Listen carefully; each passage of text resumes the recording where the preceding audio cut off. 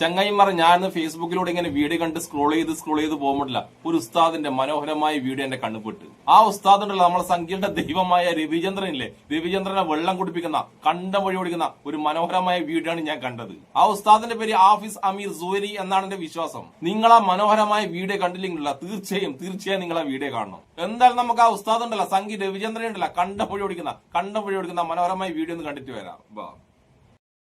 മാതാവിന്റെ കാൽ കീഴിലാണ് സ്വർഗം എന്ന് പറയുന്ന ഒരു ഹദീസിനെ കുറിച്ച് നമുക്കറിയാം. അങ്ങനെ ഒരു സ്ട്രൈറ്റ് ഹദീസ് ഇല്ല. മാതാവിന്റെ കാൽ ചുവട്ടിലാണ് സ്വർഗം എന്നൊരു ഹദീസോ ഒരു വാചകമോ ഒരു വരിയോ പോലും ഇല്ലെന്നാണ് രവി സാർ ആദ്യം പറഞ്ഞിരുന്നത്. പ്രവാചകൻ പറഞ്ഞിട്ടുണ്ട് സ്വർഗം മാതാവിന്റെ കാൽപാദങ്ങളിലാണ്. പക്ഷെ ഇങ്ങനെ ഒരു വരി ഉണ്ടോ എന്നൊരു ചോദ്യമാണ്. പക്ഷെ ഇങ്ങനെ ഒരു വരി ഇല്ല, ഇങ്ങനെ ഒരു വാദമില്ല. എന്നാൽ ഇത്തരത്തിലൊരു സ്വഹീഹായ ഹദീസ് ഉണ്ടെന്ന് രവി സാറിന് ബോധ്യപ്പെടുത്തി കൊടുത്തപ്പോൾ തനിക്കു പറ്റിയ അബദ്ധം തന്റെ അണികളുടെ മുന്നിൽ തുറന്നു പറയാനുള്ള ഒരു മടി കൊണ്ടാണ് രവി സാറ് ഒരു സ്ട്രൈറ്റ് ആയിട്ടുള്ള ഹദീസ് ഇല്ല എന്ന് പറഞ്ഞുകൊണ്ട് രക്ഷപ്പെടാൻ ശ്രമിക്കുന്നത്. ചുരുക്കി പറഞ്ഞാൽ നിലത്ത് വീണ് കിടന്നിട്ട് പറയുകയാണ്, ഞാൻ വീണതല്ല സാഷ്ടാംഗം പ്രണമിച്ചതാണെന്ന്. നമുക്ക് ബാക്കി കൂടി കേൾക്കാം. രണ്ടാമതൊരു ഹദീസ് എന്ന് പറഞ്ഞാൽ അത് ഡിസ്പ്യൂട്ടഡ് ആയിട്ടുള്ള ഹദീസാണ്. രണ്ടാമത് പറയുന്ന ഹദീസ് ഡിസ്പ്യൂട്ടഡ് ആണെന്നാണ് രവി സാർ പറയുന്നത്, അഥവാ തർക്കമുള്ള ഹദീസ് ആണെന്നാണ് രവി സാർ പറയാൻ പോകുന്നത്. ആ ഹദീസ് നമുക്ക് രവി സാർ പറയുന്നത് ഒന്ന് കേട്ട് നോക്കാം. അതിനകത്ത് പറയുന്ന ഒരാള് മുഹമ്മദിന്റെ അടുത്ത് ചെന്ന് ചോദിച്ചു, എനിക്ക് ജിഹാദ് അനുഷ്ഠിക്കണം, യുദ്ധത്തിന് പോകണം. അപ്പൊ മുഹമ്മദ് ചോദിച്ചു, നിനക്ക് അമ്മയുണ്ടോ? അതാ പറഞ്ഞ അമ്മയുണ്ട്. എന്നാ വീട്ടിൽ നിന്നു, അമ്മയുടെ കൂടെ നിന്നു എന്ന് മുഹമ്മദ് പറഞ്ഞു എന്നാണ് പറയുന്നത്. കാരണം അമ്മയുടെ കാൽപാദത്തിലാണ് സ്വർഗം എന്ന് പറഞ്ഞു എന്നാണ് പറയുന്നത്. ഇത് ഡിസ്പ്യൂട്ടഡ് ഹദീസാണ്. ഇത് ഡിസ്പ്യൂട്ടഡ് ഹദീസ് അല്ല. ഇസ്ലാമിക ലോകത്ത് ഈ ഹദീസിൽ ഇന്നുവരെ ആരും ഒരു തർക്കവും ഉന്നയിച്ചിട്ടില്ല. ഇത് സ്വഹീഹായ ഹദീസാണ്. നസായിലെ 3104 നമ്പർ ഹദീസാണ്. രവി സാറിനെ ചലഞ്ച് ചെയ്യുകയാണ്. സാറ് പറഞ്ഞ ഈ ഹദീസ് നസായിലെ 3104 നമ്പർ ഹദീസ് ഇത് വ്യാജമാണെന്നോ ശരിയല്ലെന്നോ ഏതെങ്കിലും ഒരു ആധികാരിക ഇസ്ലാമിക പണ്ഡിതൻ പറഞ്ഞിട്ടുള്ളതായി രവി സാറിന് തെളിയിക്കാൻ പറ്റുമെങ്കിൽ തെളിയിക്കുക. സാർ ഒരു മാന്യനും ഒരു സത്യസന്ധനുമായ യുക്തിവാദിയാണ് എങ്കിൽ ഈ ഒരു ചലഞ്ച് സാർ ഏറ്റെടുക്കുക. ഇനി ഈ ഹദീസ് ശരിയല്ല എന്ന് പറയാൻ രവി സാർ കണ്ടെത്തിയ ഒരു ന്യായവും കൂടി നമുക്കൊന്ന് കേട്ടു നോക്കാം. ഈ ഹദീസിന് അഥവാ ശരിയായാലോ ഇസ്ലാമിൽ ആർമിയില്ല, IS ഇല്ല, താലിബാൻ ഇല്ല, യുദ്ധമില്ല, ജിഹാദില്ല, പൊട്ടിത്തെറിയില്ല. കാരണം അമ്മ ഇല്ലാത്തവർക്ക് മാത്രമല്ല ഇതൊക്കെ ചെയ്യാൻ പറ്റൂ. ഇസ്ലാമിക ശരിയാത്ത് അനുസരിച്ച് ഭരണം നടക്കുന്ന സ്ഥലത്ത് ആർമിയുണ്ട്, ജിഹാദുണ്ട്, യുദ്ധമുണ്ട്. പക്ഷേ സാർ ഈ പറഞ്ഞ IS-ഉം താലിബാനും പൊട്ടിത്തെറിയും ഒക്കെ ഇസ്ലാമിന്റെ പോക്കറ്റിൽ ദയവ് ചെയ്ത് സാറ് വെക്കാൻ ശ്രമിക്കേണ്ട. അത് സാറിന്റെ കീശയിൽ തന്നെ സാറ് സൂക്ഷിക്കുന്നതായിരിക്കും നല്ലത്. പ്രസ്തുത ഹദീസ് ശരിയാണ് എങ്കിൽ അമ്മ ഇല്ലാത്തവർക്കല്ലേ അപ്പോൾ ജിഹാദിൽ പങ്കെടുക്കാൻ കഴിയുകയുള്ളൂ എന്നാണ് രവി സാർ ചോദിക്കുന്നത്. അമ്മ ഇല്ലാത്തവർക്ക് മാത്രമല്ല ഇതൊക്കെ ചെയ്യാൻ പറ്റൂ. സാറിന്റെ ഒരു ബൗദ്ധിക നിലവാരം അനുസരിച്ച് സാറിന് ആ ഒരു ഹദീസ് കേട്ടപ്പോൾ അങ്ങനെ മനസ്സിലാക്കിയത് നമ്മുടെ ആരുടെയും തെറ്റല്ല. ഒരു ചെറിയ ഉദാഹരണത്തിലൂടെ സാറിന് ഇത് പറഞ്ഞ് മനസ്സിലാക്കി തരാം. രവി സാറിനോട് ഒരു വ്യക്തി വിളിച്ചിട്ട് ചോദിക്കുകയാണ്, സാറിന്റെ നാളത്തെ പ്രസംഗം കേൾക്കാൻ ഞാൻ വരട്ടെ എന്ന്.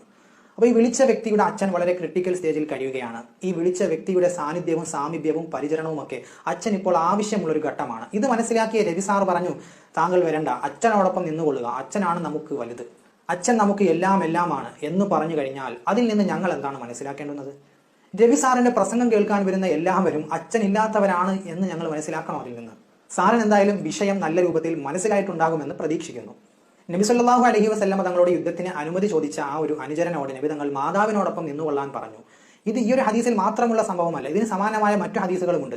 യമനിൽ നിന്നും ഒരു വ്യക്തി വന്ന് നബി സല്ലല്ലാഹു അലൈഹി വസല്ലമ തങ്ങളോട് യുദ്ധത്തിൽ പങ്കെടുക്കാനുള്ള അനുമതി ചോദിച്ചപ്പോൾ നബി സല്ലല്ലാഹു അലൈഹി വസല്ലമ തങ്ങൾ ചോദിച്ചു, യമനിൽ താങ്കളുടെ ആരെങ്കിലും ജീവിച്ചിരിപ്പുണ്ടോ? മാതാവും പിതാവും ജീവിച്ചിരിപ്പുണ്ടെന്ന് മറുപടി പറഞ്ഞപ്പോൾ നബി സല്ലല്ലാഹു അലൈഹി വസല്ലമ തങ്ങൾ പറഞ്ഞത്, തിരികെ യമനിലേക്ക് മടങ്ങി മാതാപിതാക്കളുടെ സമ്മതം വാങ്ങിച്ചിട്ട് അവർ സമ്മതം തരികയാണെങ്കിൽ ജിഹാദിന് വരികയും സമ്മതം തന്നില്ല എങ്കിൽ അവരോടൊപ്പം നിന്ന് അവർക്കുള്ള സേവനം ചെയ്തു കൊടുക്കുകയും ചെയ്യുക എന്നാണ് നബി സല്ലല്ലാഹു അലൈഹി വസല്ലമ തങ്ങൾ പഠിപ്പിച്ചിട്ടുള്ളത്.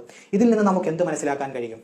യുദ്ധത്തിൽ പങ്കെടുക്കണമെങ്കിൽ, ഇസ്ലാമിക ജിഹാദിൽ പങ്കെടുക്കണമെങ്കിൽ മാതാവിന്റെ സമ്മതം ആവശ്യമാണ്. മാതാവ് സമ്മതം നൽകിയാൽ ജിഹാദിൽ പങ്കെടുക്കാം. മാത്രവുമല്ല, ബുഖാരിയിലും മുസ്ലിമിലുമുള്ള മറ്റൊരു ഹദീസിൽ കാണാം, നബി സല്ലല്ലാഹു അലൈഹി വസല്ലമ തങ്ങളോട് ഒരു വ്യക്തി ചോദിച്ചു, അള്ളാഹുവിന് ഏറ്റവും ഇഷ്ടപ്പെട്ട പ്രവർത്തനം എന്താണ്? നബി സല്ലല്ലാഹു അലൈഹി വസല്ലമ തങ്ങൾ മറുപടി പറഞ്ഞു, കൃത്യസമയത്ത് നിസ്കരിക്കലാണ്. അതിനുശേഷം എന്താണെന്ന് ചോദിച്ചപ്പോൾ പറഞ്ഞു, മാതാപിതാക്കളെ സംരക്ഷിക്കലാണ്, അവർക്ക് സേവനം ചെയ്യലും അവർക്ക് ഗുണം ചെയ്യലുമാണ്. അതിനുശേഷം എന്താണെന്ന് ചോദിച്ചപ്പോൾ പറഞ്ഞു, അള്ളാഹുവിന്റെ മാർഗത്തിൽ ജിഹാദ് ചെയ്യലാണ്. ഇതിൽ നിന്ന് വളരെ ക്ലിയർ ആയിട്ട് നമുക്ക് മനസ്സിലാക്കാൻ സാധിക്കും, ജിഹാദിനെക്കാട്ടിയും മഹത്വമുള്ള കാര്യമാണ് മാതാപിതാക്കളെ സംരക്ഷിക്കലും അവർക്ക് സേവനം ചെയ്തു കൊടുക്കലും. ജിഹാദിന് മുകളിലായിട്ടാണ് മാതാപിതാക്കൾക്കുള്ള സേവനം ചെയ്യലിനെ ഇസ്ലാം കാണുന്നത്. ഇനി നമുക്ക് സാറിന്റെ ബാക്കി ഭാഗവും കൂടി ഒന്ന് കേൾക്കാം. മാതാവിന്റെ കീഴിലാണ് സ്വർഗം എന്ന് പറയുന്ന ആളുകള് ഈ യത്തീമായിട്ട് ആരെയാ പ്രഖ്യാപിക്കുന്നത്? നിഷാദ് കൈപ്പള്ളി. അച്ഛൻ മരിക്കുമ്പോഴാണ് അമ്മയാണ് വലുത്, അമ്മയുടെ കാൽപാദത്തിലാണ് സ്വർഗം, യുദ്ധം പോലും ചെയ്യേണ്ട, ജിഹാദ് അനുഷ്ഠിക്കേണ്ട, അമ്മയോടൊപ്പം കഴിയൂ, അമ്മയെ നോക്കൂ എന്ന് പറയുന്ന മതത്തില് അച്ഛൻ മരിക്കുമ്പോ എത്തിമാവും പോലും. രവി സാറിന്റെ മറ്റൊരു സങ്കടമാണ്, മാതാവിന്റെ കാൽ ചുവട്ടിലാണ് സ്വർഗം എന്നൊക്കെ പഠിപ്പിച്ചിട്ട് അച്ഛൻ മരിക്കുമ്പോഴാണ് ഒരു കുട്ടിയെ ഇസ്ലാമിൽ യത്തീമായിട്ട് പ്രഖ്യാപിക്കുന്നത്. സാറിന് ആ വിഷയം ഓർത്ത് വല്ലാത്ത സങ്കടമുണ്ട്. സാറ് മനസ്സിലാക്കേണ്ട ഒരു കാര്യം, ഈ യത്തീം എന്ന് പറയുന്നത് അത് ഭാഷാപരവുമായി ബന്ധപ്പെട്ട ഒരു വാക്കാണ്. യത്തീം എന്ന് പറഞ്ഞു കഴിഞ്ഞാൽ പിതാവ് നഷ്ടപ്പെട്ട അല്ലെങ്കിൽ പിതാവില്ലാത്ത കുട്ടി. അജിയ് എന്ന് പറഞ്ഞു കഴിഞ്ഞാൽ മാതാവില്ലാത്ത കുട്ടി. ഇനി ലത്തീം എന്ന് പറഞ്ഞു കഴിഞ്ഞാൽ മാതാവും പിതാവും ഇല്ലാത്ത കുട്ടി. ഇത് അറബി ഭാഷയുടെ ഉൽപ്പത്തി കാലത്ത് അറബി ഭാഷാ പണ്ഡിതരാണ് ഇപ്രകാരം ഈ വാക്കുകൾക്ക് ഈ ഡെഫിനിഷൻ കൊടുത്തിരിക്കുന്നത്. ഇനി ഇസ്ലാം പറഞ്ഞത് എന്താണ്?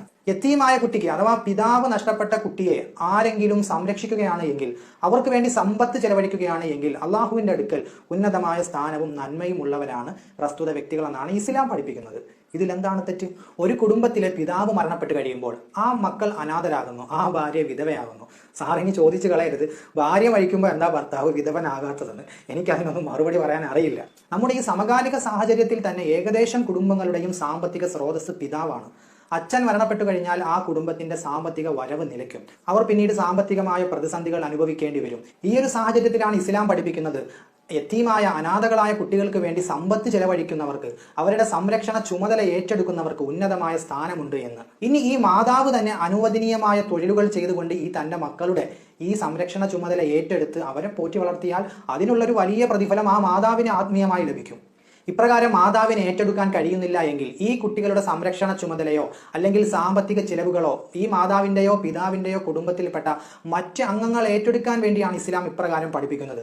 ഇവരാരും ഏറ്റെടുക്കാൻ തയ്യാറാകുന്നില്ല എങ്കിൽ സമൂഹമെങ്കിലും വളരെ ഗൗരവത്തോട് കണ്ടുകൊണ്ട് അവരെ പെരുവഴിയിൽ ഇറക്കി വിടാതെ അവർക്ക് വേണ്ടുന്ന സാമ്പത്തിക സഹായം നൽകി അവരെ ഈ സമൂഹത്തിനോടൊപ്പം ചേർത്ത് നിർത്താൻ വേണ്ടിയാണ് ഇസ്ലാം ഇത്തരത്തിലൊരു പാഠം പഠിപ്പിക്കുന്നത്. ഇനി തിരിച്ചാണ് സംഭവിക്കുന്നത് എങ്കിൽ മാതാവ് മരണപ്പെട്ടു, ഈ കുട്ടികളുടെ സാമ്പത്തിക ചിലവ് വഹിക്കൽ പിതാവിന്റെ മേൽ നിർബന്ധമാണ്, ഓൾറെഡി തന്നെ നിർബന്ധമാണ്. അപ്പോൾ അവർക്ക് പുറമേ നിന്ന് മറ്റുള്ളവരുടെ സാമ്പത്തിക സഹായം ആവശ്യമായി വരുന്നില്ല.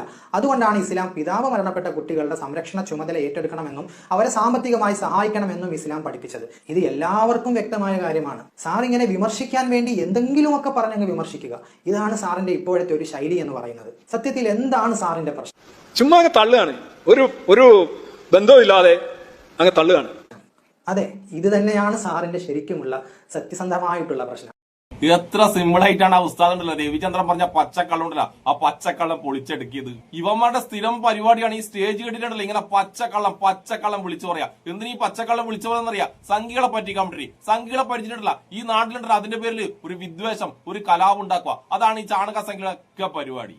ഈ രവിചന്ദ്രന്റെ ഒരു ശിഷ്യനുണ്ടായിരുന്നല്ലോ ആർ പി കുസൻ ഉണ്ടല്ല ലണ്ടനിൽ കണ്ടം വഴി ഓടിയുള്ള ഇപ്പം സംഖ്യയുടെ ഇടയിൽ ഉണ്ടല്ല ഇപ്പൊ അത്ര വലിയ വിലയില്ല. എന്നാലും സംഖ്യയുടെ ഇടയിൽ വില ഉണ്ടാക്കാൻ വേണ്ടി എന്തൊക്കെയോ കുത്തിത്തിരിപ്പും കൊണ്ടുണ്ടല്ല ആ പരനാറി ഇറങ്ങിയിട്ടുണ്ട്. പക്ഷെ ഇവന്മാരുണ്ടല്ലോ ഈ മുസ്ലിങ്ങൾക്ക് നേരെ എത്രയൊക്കെ തലകുത്തി മറിഞ്ഞിട്ടും ഇവന്മാരെ നാർന്നല്ലാതെ മുസ്ലിങ്ങൾക്ക് യാതൊരു കുഴപ്പമില്ല. എന്തൊക്കെയാലും ഈ ചാണക സംഖ്യ രവിചന്ദ്രനെ കണ്ടം വഴി ഓടിച്ച ആ ഉസ്താദിനും ഇഷ്ടപ്പെടുന്ന എല്ലാവർക്കും എന്റെ ഒരു നല്ല സുലാൻ.